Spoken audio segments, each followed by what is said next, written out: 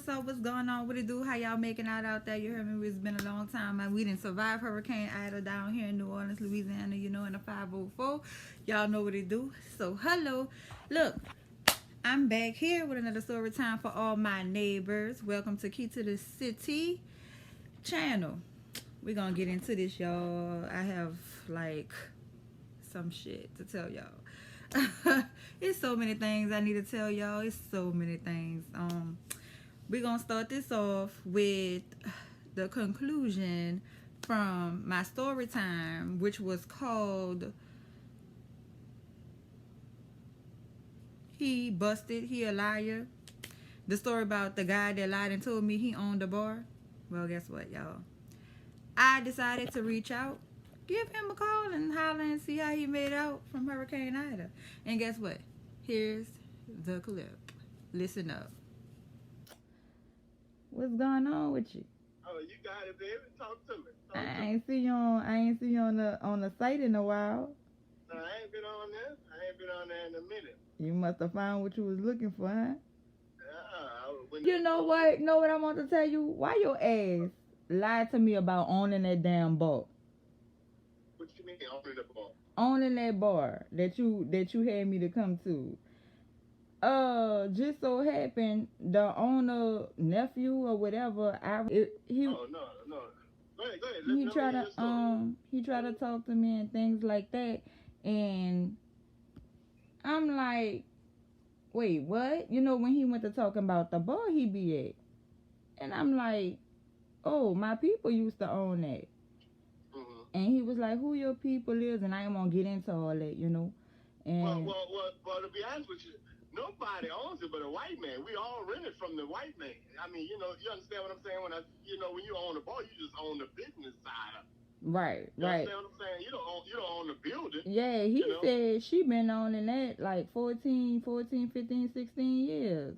Like, no, that's the wrong bar. That's the wrong bar. The lady behind the bar, that's the right bar that we was at. That elderly lady. It's the right bar. Why? No. You brought me to. No, I don't own that bar.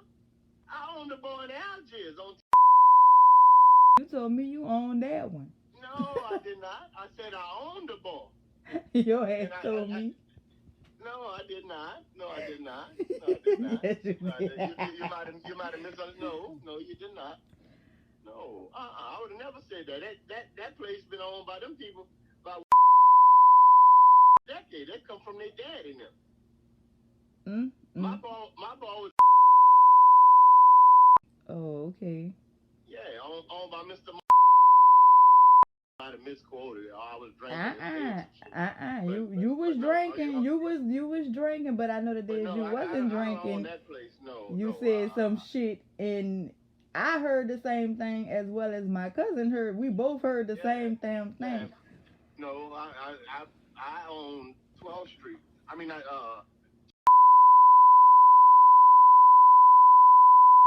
Right. That's what I'm like. That's what I'm talking about. You like owning 14, 15 years. No, this man who owned that building there, he's been having that building 40-something years.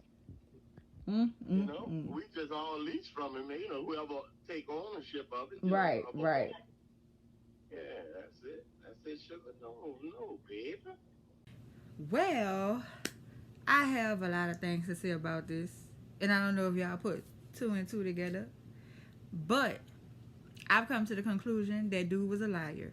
First of all, you've invited me numerous of times to this bar, and now you're talking about, oh, I had my bars mixed up. You was a goddamn lie, because when I pulled up on you, you had the shirt on, which was the name of the company, the name of the bar. You had the shirt on. You was buying everybody up in their drinks. Not saying that a random person can't just go up in a bar and buy drinks or whatnot, but you was buying everybody drinks.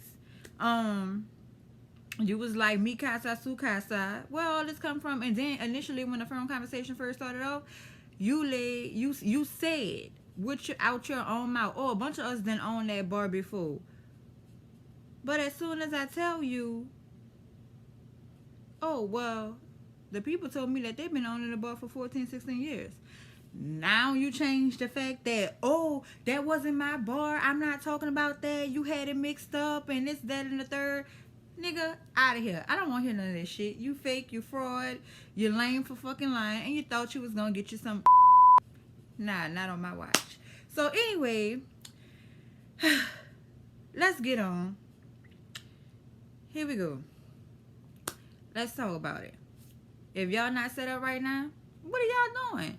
I need y'all to grab y'all popcorn and grab your wine.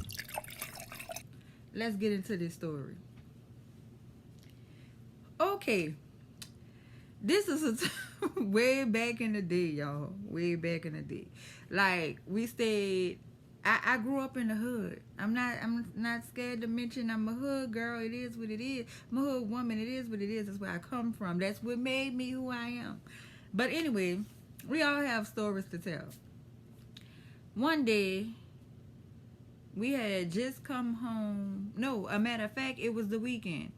It was a nice weekend, a nice Saturday.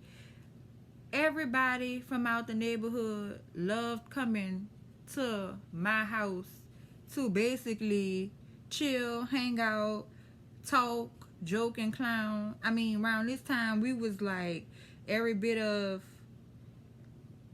14, 15 years old. Well, probably 16. 14, 15, 16. Some of us was, around the age bracket. We were like young teenagers or whatever. So, excuse me, y'all. So, we on the porch. We all hanging out. We joking. We clowning. Everybody, like, the guys would come around there. They'll mess with us. Because, like, it was the girls and the guys. And we kind of separated.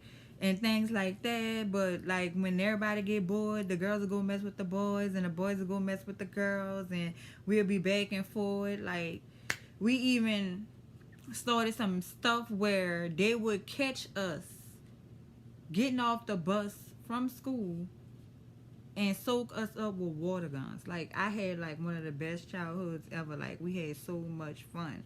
So much fun. I mean, these kids these days, they don't know nothing about Nintendo, Super Nintendo's, Taurus, like, none of this stuff. They don't know what it feels like to have to be inside by the street, like, before the street lights come on. When the street lights come on, your ass better make it to that door.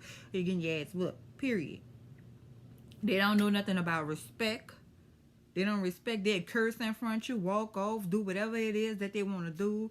They misbehave. And the crazy part about it is the parents that's younger than me that done had these babies and cannot raise them for the life, for to save their own soul. These kids just run over them and they don't want you to tell their kids shit. They don't want you to tell their kids nothing at all. But anyway, that's us growing up. We couldn't talk back. We couldn't do nothing. It was like, hey, hi, how you doing? Yes, ma'am, no, ma'am. We had to listen to thy neighbors. Like, we had to listen, period. We was getting our ass whooped. Anyway, let's get on. So, everybody will come in front my house or come by my house to see what we doing, to chill, to kick it, the whole 9 yards. Like, we'll be out there all day. This was like every weekend and every day after school. Everybody would, like, just come by my house. So, this particular day, it was maybe... The guys had just left. They went to the park to go play football. So, it was maybe about 8 girls plus myself was like... I want to say 9 or something like that. It was like a bunch of us sitting outside and we were joking and ribbing each other. Y'all don't know what that means. That means talking about each other, like just, jokingly clowning. So one person was like, let's go to the store. And every hood have a hood store. And we had a hood store. It was called Pick Up and Go. And we also had a grocery store, which was at the time was what the name of the store was. It's Ross's now, but it wasn't Ross's. It was Savor Center. And it probably was before Savor Center, it was Swagman. It was one of these names or whatever. I believe it was Savor Center back then. So we would go to pick up and go and get our snacks and stuff like that. So this particular day, somebody was like, let's go to the store. Let's go to the store. And everybody was like, yeah, let's go to the store. I have money. And this person, I have money. And I have this. And, we young, So they was like, one person was like, we going to give this person a name. We going to call her. We going to call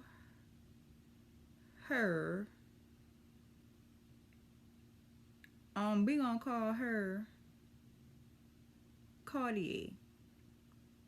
So Cartier had a sister, and I had my sister, and it was a bunch of other people that was just hanging with us during this time or whatever. So we were like, yeah, let's go to the store. Let's go get some snacks. Let's go, because we're going to be out here all day anyway. So we might as well get chips, cold drinks, candies, and stuff like that. Kids stuff, typical stuff kids like to eat and stuff when they out and about. Everybody like to have Cheetos and stuff like that. So we all got together and started walking. So we started walking, and we had to stop at Cartier's house and his sister's house. Now Cartier was like, I have to go get my money from inside. So I'll put a map of the hood and where the store was and where my house was and how everything took place or whatever. So what happened was, he goes in the house, get his money, and we started walking down the block. So we get a block from Cartier's house, and in the middle of that block there was a big fence.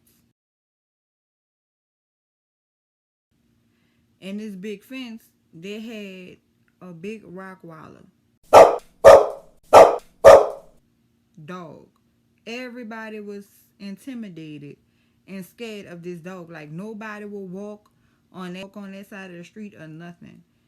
So it's a group of us now. It was like 9 of us. So we walking.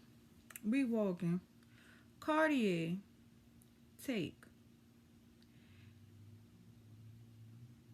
go run up to the gate.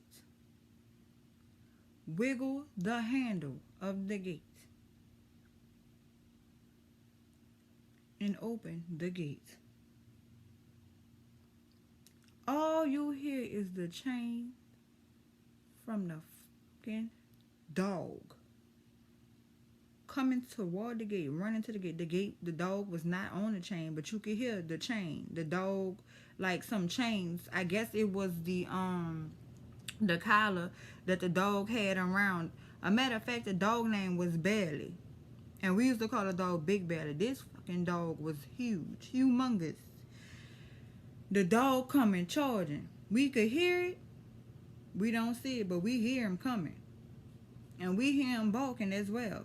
So we know Belly is about to come out this gate. You hear me? When I tell y'all that particular day I had on some split-toe sandals. Everybody broke out running so motherfucking fast, like the whole crew. Belly broke. When I tell you Belly broke the group, he broke the fucking group. You hear me? Everybody went to running, hitting corners, jumping on top of cars. Everybody. I left my motherfucking shoes on Valence Street. You hear me? Valence and Constance. I left my fucking split toes there. I ran all the way around the fucking block. This is Valence Street. That's in front Bailey's house.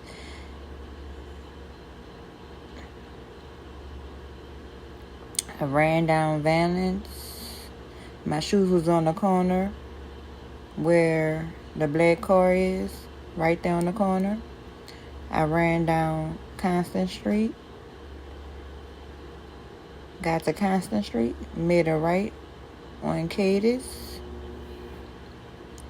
ran down Cadiz, got in front of my house, took my key out, and proceeded inside, and I locked the door behind me. I ran fucking home and ran inside and locked the door because I was not sure if Bailey was after me, and I wasn't fucking looking back to see if that big ass dog was behind me or not. You hear me? These people been having this dog. This dog was overly aggressive, and I'd be damned if I was the one to experience the way Bailey fucking teeth work. I ran my motherfucking ass off and ain't looked back, and I can't tell you where nobody else was until like 15, 20 fucking minutes later. And around that time, that was the time Cartier decides to show up at the door fucking laughing.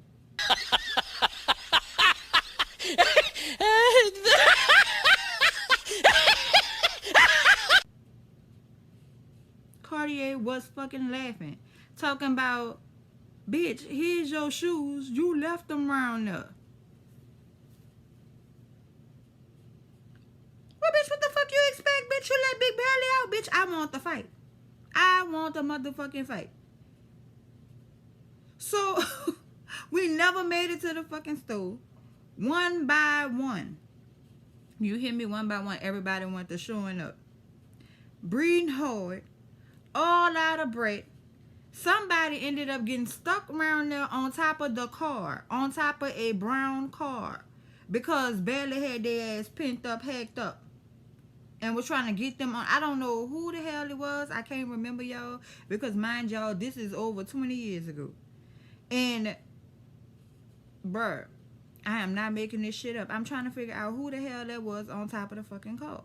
The dog came out the gate. We know that for sure. We heard him. We heard the dog come out the gate, y'all. That shit was crazy as hell. So, like, once everybody got back, everybody was like, man, Cartier, you down bad. Why would you do that? Everybody started chasing them, trying to beat his ass or whatever. And this motherfucker laughing and stuff like that. And we like, man, that's not funny. That dog could have bit one of us and this and that. So everybody mad with Cartier. Cartier was up there crying, laughing. So we ended up getting together, putting the bullshit beside us. And we decided to do this walk to the store again. Cartier was like, oh, well, let's go down Cadiz and take a left on Constance and make the right on Valence. Mind y'all, the house where Big Belly the dog stayed was 1, 2 houses off the corner.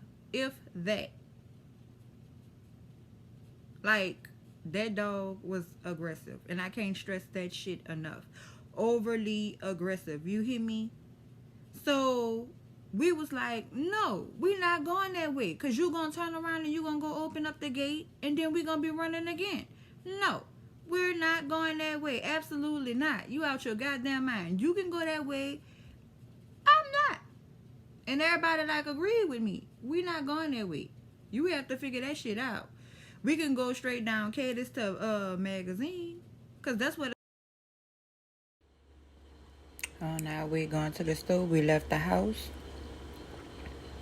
We walked all the way down Cadiz, which was maybe like 2 blocks. Yeah, it was 2 blocks. And when we got to Cadiz and Magazine Street, which be having hella traffic sometimes throughout the day, we made a left and we walked 2 blocks down, and it brought us to our neighborhood store, which is called Pick Up and Go. After we left, got everything we needed, we left Pick Up and Go, walked to the corner of Magazine and Valence. We made a right, came to the corner of Valence, where I left my shoes, Valence and Constance, where I left my shoes, and we made a left. We went down Constance, and we made a right on Cadiz, which is right here. We made the right, and we walked down and went back in front the door, and we were chilling. Back then, the stairs did not look like that. The store was on Magazine and Venice. So, like, at the end of the day, we not going to where you talking about going home, girl. We not about to do that. So, we ended up getting to the store, getting our snacks and stuff like that. And, after that, which way did we go home? I think we went down Valence and we made that left on Constance and we made a right on Cadis. That's how we ended up going home.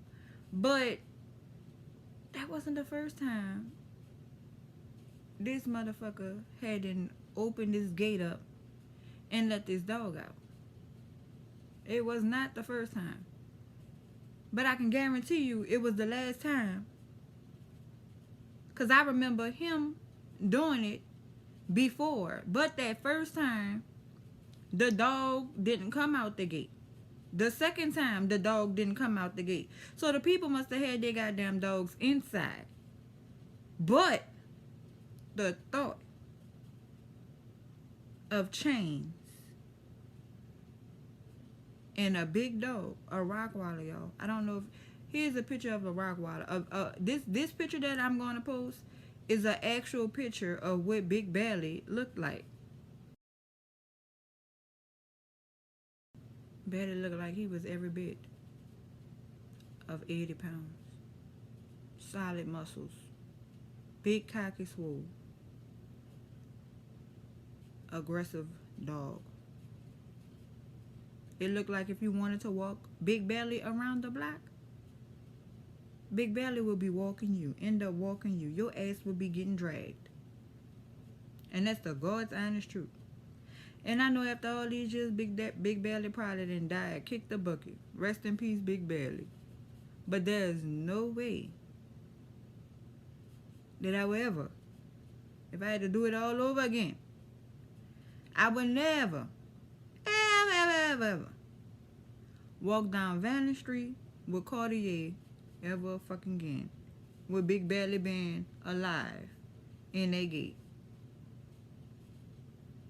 The point of it is, I don't know what the point that he was trying to make, that he wasn't scared, that he bout that life, that he can go open up that gate. Oh, we see, and you pretty much made that clear. And I know your ass probably gonna look at this story time and be crying laughing. But bitch, you almost gave me a heart attack at an early age. And that's fucked up. I'm here to see. Anyway, at the end of the day, if I have to do it and relive it all over again, my childhood, I would definitely do so. That was just one of the funny ass story times, one of the many that I have about Big Belly. And those of y'all that grew up in that area, trust me, y'all know who Big Belly is. Comment below. But I'm not gonna hold y'all no longer.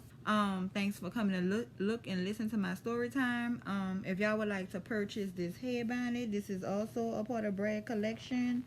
And info and everything you guys needed is below. Don't hesitate to comment below. Please like, give this video a thumb up, comment, and subscribe. If you're not subscribed, you about to miss out. And I don't want none of y'all to have to miss out or play catch up to this mustard. Because guess what? Y'all are my neighbors, and I have the key to the city. I am the key to the city. So with that being said, love y'all. I'm not going to keep y'all. And remember, next time y'all visit me, make sure y'all have y'all popcorn and y'all wine on deck. And I'm out.